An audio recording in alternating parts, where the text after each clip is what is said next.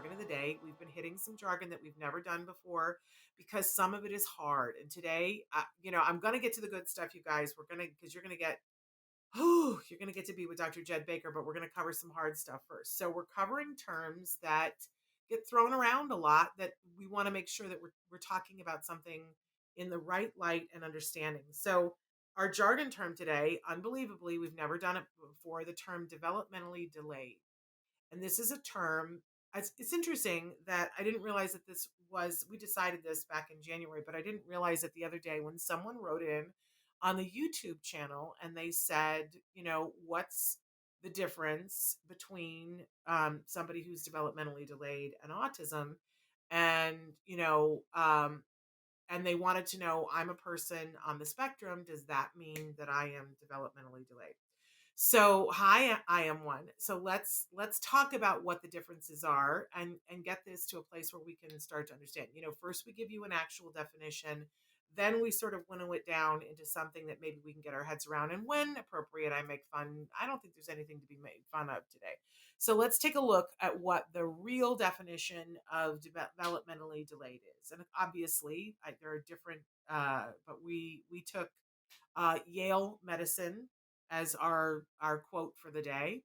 When a child's progress through predictable developmental phases slows, stops, or reverses.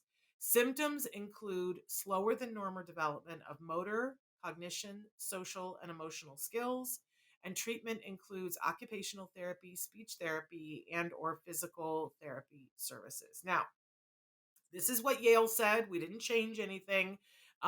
This is what their interpretation of that is. So and you can take issue with it and you can go, oh my goodness, I think I qualify or my child qualifies or whatever. And that brings up emotions. And I want to encourage you to breathe through those emotions. Let's go to our working definition to really get at the question that I think a lot of you are asking is, how does this differ from an autism diagnosis, right? So remember to keep breathing, be gentle. So developmental delay means the individual is delayed across many areas versus an autism diagnosis, which means the individual has delays in speech, social, and communication areas. And I chose to use the word delay here, but I think most of the textbooks with autism say has a deficit.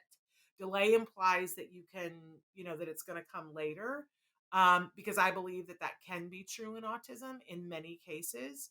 But I think that you'll find in textbooks they don't always address that. But anyway, an individual could have. But by the way, so in autism your delays are in speech, social, and communication areas, along with repetitive and restrictive behaviors.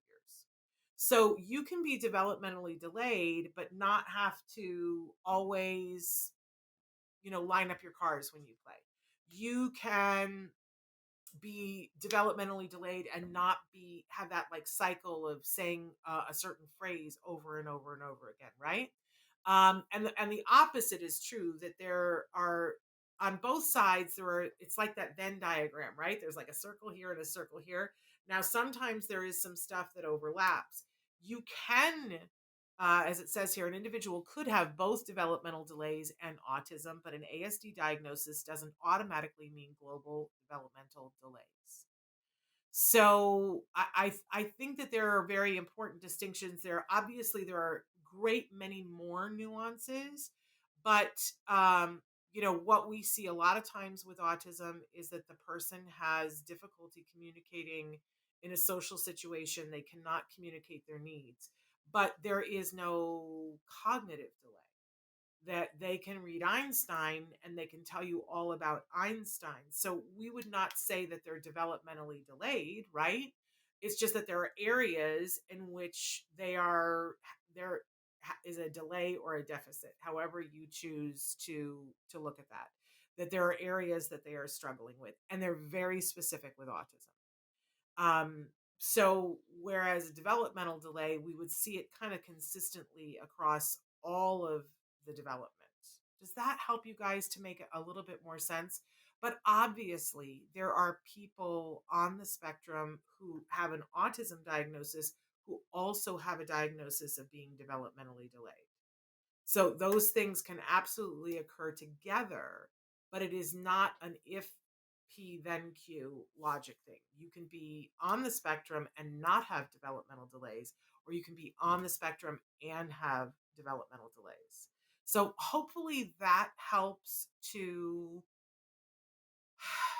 put it into a light that is productive for you, so that if you or your child have a diagnosis of autism, like, I think it's important that we know what it is we're working on and what we don't need to work on. I think all too often you hear a lot in the autism community, people will say you always have to presume intelligence, right? Because I think that there is this predisposition for people to see someone, for instance, who's non-vocal and assume that they need to talk to them as if they can't understand difficult concepts. And often that is just not the case, right? So it is important, though, to also acknowledge that there are people on the autism spectrum who additionally have global developmental delays and need more support than just a person who is working on social skills.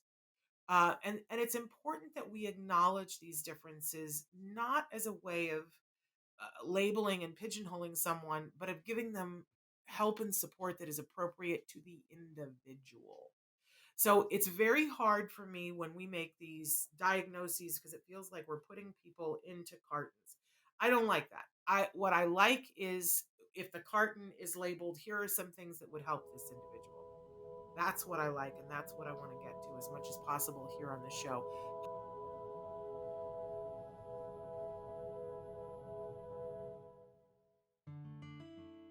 Thanks for watching Autism Live.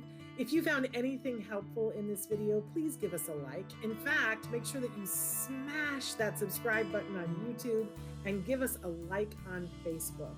You can also follow us on Twitter and Instagram for important updates. And please download our free podcast wherever you get your podcasts. See you next time. Until then, give your kiddos a hug from me and one for you too. Bye-bye for now. To subscribe, click here. And if you'd like to check out some more of our videos, click here.